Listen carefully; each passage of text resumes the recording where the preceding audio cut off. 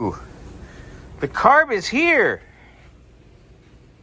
Bill's Firebird. Xander's gonna dig in and get this going. This won't take too long. Looks pretty good, huh? Yeah. All right. You're in the way. I'm always in the way. That sounds about right. Shut up. All right, up and running. New carbs on. Nice and pretty. No more fuel leakies. I'm gonna have to do some little bit of adjusting, but not much. I mean, out of the box, that's pretty damn good. Now, you had to switch this over from the original one, right? Yeah. Was that all you had to switch? Yeah. Not bad. I feel like pressing out the side. Yeah, I don't blame you. All right.